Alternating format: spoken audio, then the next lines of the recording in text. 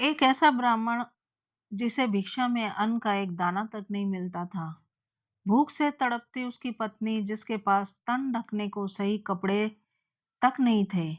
किस्मत ने ऐसा क्रूर मजाक किया कि वो दाने दाने को मोहताज हो गए।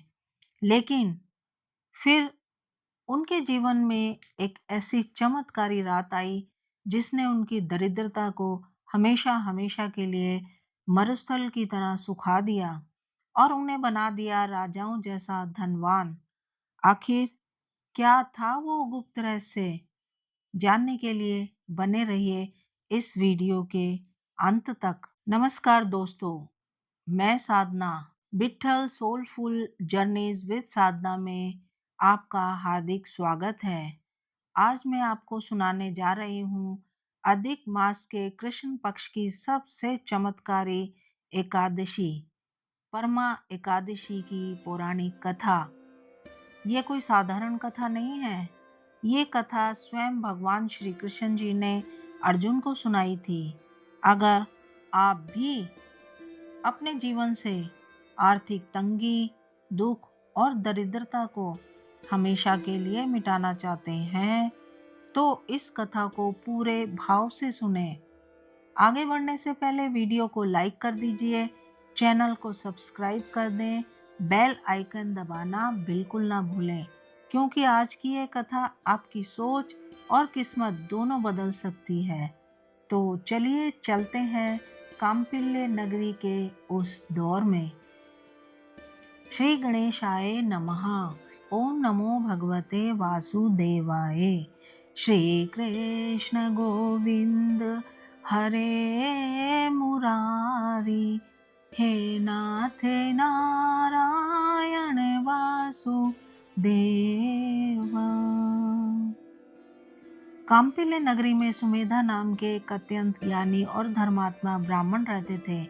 उनकी पत्नी सुशीला साक्षात देवी का रूप थी।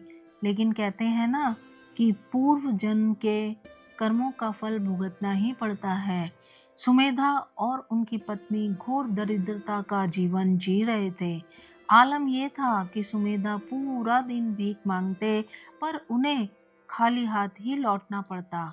घर में कोई अतिथि आ जाता तो सुशीला खुद भूखी रहकर उसे अपना भोजन दे देती, मगर अपने पति से कभी कोई शिकायत नहीं करती थी। एक दिन भूख और लाचारी से टूटकर सुमेधा ने अपनी पत्नी से कहा। सुमेधा बोले, हे प्रिय, मुझसे अब तुम्हारी यह हालत नहीं देखी जाती। जब भी मैं किसी धनवान के सामने हाथ फैलाता हूँ तो वो मुंह फेर लेते हैं। बिना धन के गृहस्थी कैसे चलेगी? अगर तुम्हारी अनुमति हो तो मैं धन कमाने के लिए परदेश चला जाऊं। कर्म करना ही अब एकमात्र रास्ता बचा है। पति की बात सुनकर सुशीला की आंखों में आंसू आ गए। उसने हाथ जोड़कर बड़े ही विनीत भाव से कहा, हे स्वामी, मैं तो आपकी दासी हूँ, लेकिन शास्त्र कहते हैं कि मनुष्य को पूर्व जन्म के कर्मों का फल ही मिलता है। अगर भाग्य में नहीं है तो सुमेरु पर्वत पर जाने से भी सोना नहीं मिलेगा। जो हमने पहले दान किया ही नहीं, वो इस जन्म में कैसे मिल सकता है? विधाता ने जो लिखा है उसे कोई नहीं टाल सकता। कृपया मुझे छोड़कर परदेश मत जाइए। आपके बिना इस दुनिया में मेरा कोई नहीं है। जो भाग्य में होगा यही मिल जाएगा। पत्नी की बात मानकर सुमेधा रुक गए।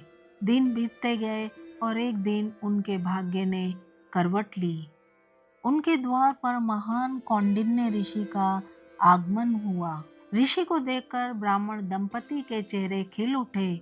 उन्होंने ऋषि का आदर सत्कार किया, उन्हें भोजन कराया और फिर सुशीला हाथ जोड़कर ऋषि के चरणों में बैठ गई और बोली, हे ऋषिवर, आप सर्वज्ञ हैं, कृपा कर हमें इस घोर दरिद्रता से बाहर निकालने का कोई उपाय बताइए। हम इस कंगाली के बोझ तले दब चुके हैं। कोई ऐसा मार्ग दिखाइए जिससे हमारे पाप नष्ट हो जाए। कौंडिन्य ऋषि ने मुस्कुराते हुए कहा, हे ब्राह्मणी, घबराओ मत, तुम्हारी परीक्षा के दिन अब समाप्त हुए। अधिक मास के कृष्ण पक्ष में आने वाली परमा एकादशी का व्रत करो। यह एकादशी समस्त पापों, दुखों और दरिद्रता का समूल नाश करने वाली है।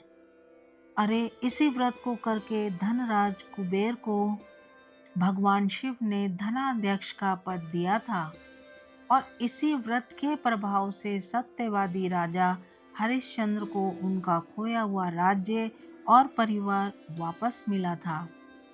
ऋषि ने उन्हें पंचरात्रि व्रत का विधान बताया। एकादशी से लेकर अमावस तक ये 5 दिन का लगातार व्रत पंचरात्रि व्रत कहलाता है। कौंडिन्य ऋषि के वचन अनुसार सुमेधा और उनकी पत्नी ने पूरे 5 दिनों तक पूरी निष्ठा, ब्रह्मचर्य और श्रद्धा के साथ परमा एकादशी का निर्जला व्रत किया और फिर हुआ वो चमत्कार जिसकी उन्होंने कल्पना भी नहीं की थी।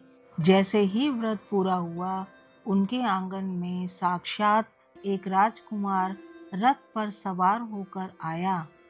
उस राजकुमार ने ब्रह्मा जी की प्रेरणा से सुमेधा को एक ऐसा आलीशान महल सौंप दिया जो दुनिया की हर सुख सुविधा और धन दौलत से भरा हुआ था। इतना ही नहीं, उनकी आजीविका के लिए एक पूरा गांव दान में दे दिया। ब्राह्मण सुमेधा और सुशीला की दरिद्रता एक पल में गायब हो गई। वे वर्षों तक पृथ्वी पर राजाओं की तरह सुख भोगते रहे और अंत समय में भगवान विष्णु के परम धाम बैकुंठ लोक को चले गए। तो दोस्तों, यह थी परमा एकादशी की महिमा। जो कोई भी सच्चे मन से इस व्रत की कथा सुनता या पढ़ता है, भगवान विष्णु और माता लक्ष्मी उनके घर को धन धान्य से भर देते हैं। भक्तों, ये कथा आपको कैसी लगी? मुझे कमेंट करके जरूर बताएं और कमेंट में जय श्री हरि विष्णु लिखना बिल्कुल ना भूलें। इस वीडियो को अपने दोस्तों और परिवार के साथ शेयर करें ताकि उनके जीवन में भी सुख समृद्धि आए। मिलते हैं अगले वीडियो में एक नई और दिव्य कथा के साथ। तब तक के लिए जय श्री कृष्णा।